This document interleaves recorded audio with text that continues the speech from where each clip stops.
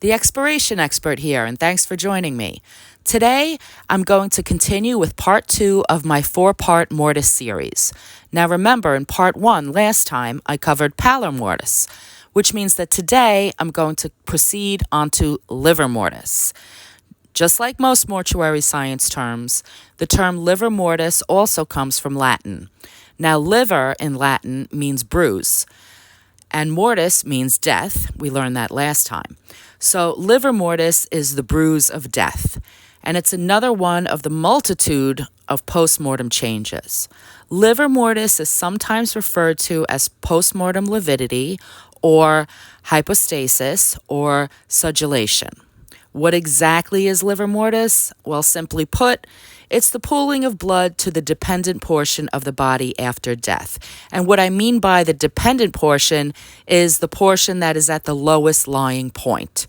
So if someone died laying in a prone position, which means, prone position means laying chest and belly down, the blood will pool toward the chest and belly. And if someone lies laying in a supine position, which means on your back, the blood will pool toward the back. If they die on their side, the blood's going to pool toward the side, whatever side that is, okay? And so on and so forth.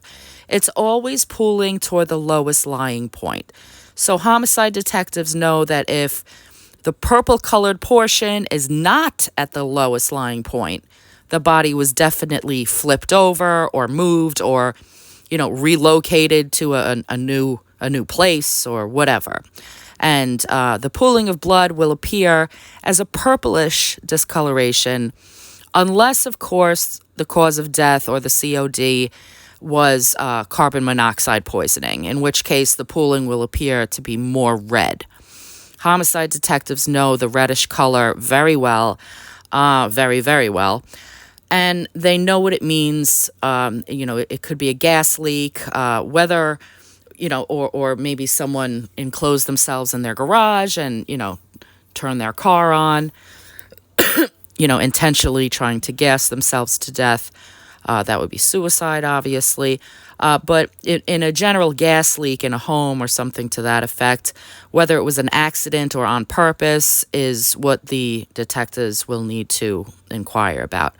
Now, back to business here. With lividity, you need to remember that if a part of the lowermost lying portion is leaning on something, that portion will remain the usual skin color because capillaries are being compressed.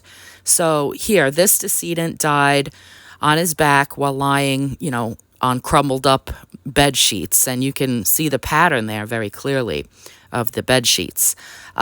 And this individual passed with his left arm underneath him, and his hand was holding a TV remote control. So you can kind of see that outlined amidst the lividity as well.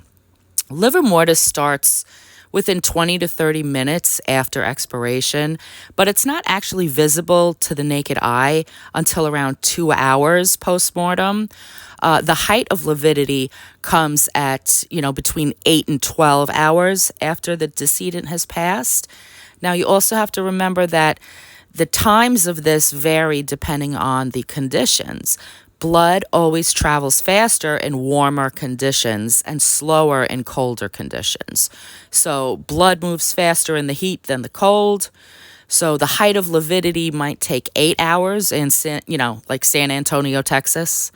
While, for the same person, if they were to die in, let's say, Juneau, Alaska, it might take 12 hours. The color will be very vivid at that point, at the height of lividity. So it's a great, tool for approximating time of death.